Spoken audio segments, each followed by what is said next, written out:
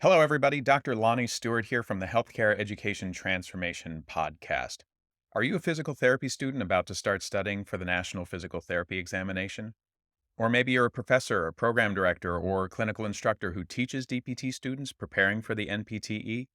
Either way, we would recommend checking out our sponsor, NPTE Final Frontier, and the community they've built around preparing for and succeeding on the NPTE. That exam and the preparation that goes along with it can be long, tedious, difficult, and stress inducing, but it doesn't have to be. NPTE Final Frontier has the tactics and resources to help address all of the usual barriers. They even have scholarships to help with NPTE study courses, FSBPT registration fees, and even research opportunities. And if that's not enough, they're even donating to the very first annual HET Podcast Scholarship to be awarded at the end of every year. Go to npteff.com for all of the details and use code HET for 10% off all purchases. Links to both the NPTE Final Frontier and their scholarship options are available in the show notes. And now, let's get ready to learn. Hello, everybody, and welcome to another Teach Me Something Tuesday episode of the Healthcare Education Transformation Podcast. I'm your host, Dr. F. Scott Feil, and today we're going to talk a little bit about a topic that I've been a big fan of for a long time.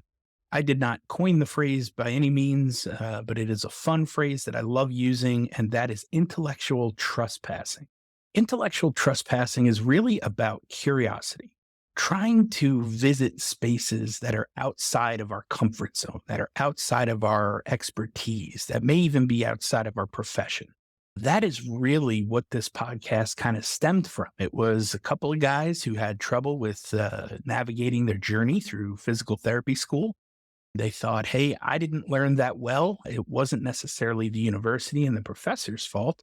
Definitely could have been a lot of my fault. And so maybe there's better ways to learn.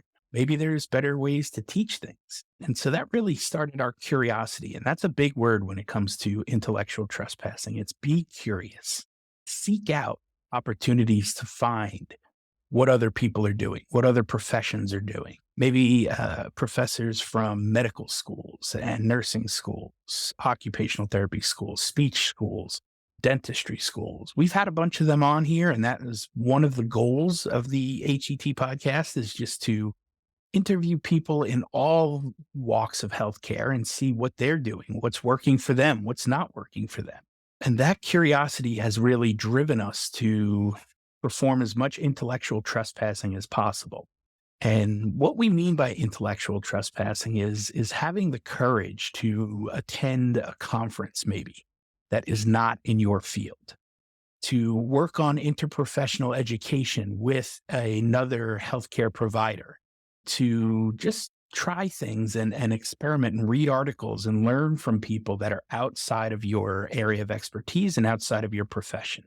Really look for new ideas everywhere, because this can really help use and create new forms of engaging content that really helps students and prompts them to immediately begin asking questions. I recommend going to local museums, national parks, historical societies, groups, and meetings, finding new partners and asking about curriculum that you might be able to adapt, people outside of your profession, conferences outside of your country, even international conferences. Because again, that content that you make from that stuff and from that intellectual trespassing will really help you develop new lessons that can be meaningful and fun.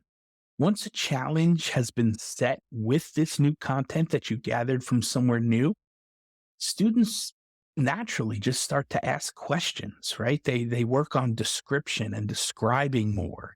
They tend to discover new things. They search out and seek out new things. They really take hold of that lifelong learner aspect of healthcare professions and really start talking to each other and seeking out people they know in other fields and in other healthcare areas.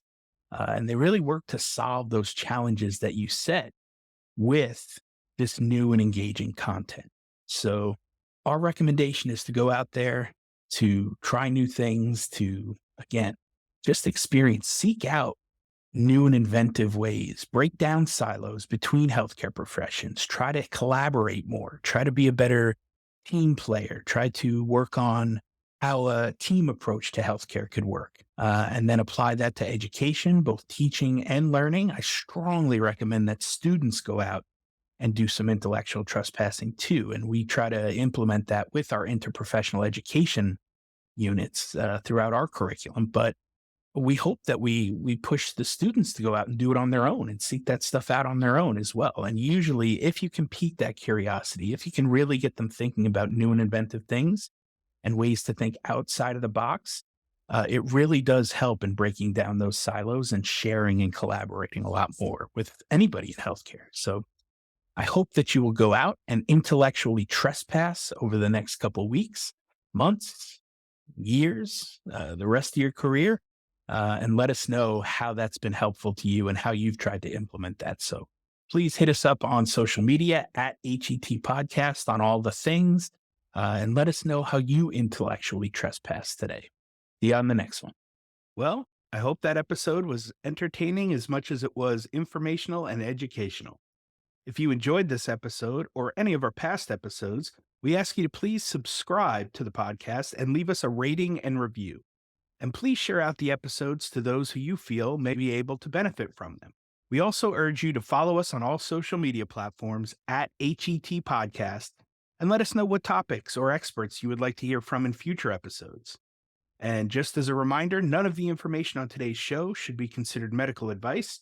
It's simply infotainment or edutainment to help educate our audience. For medical advice, we always advise you to reach out to your preferred medical professionals, and we'll see you on the next show.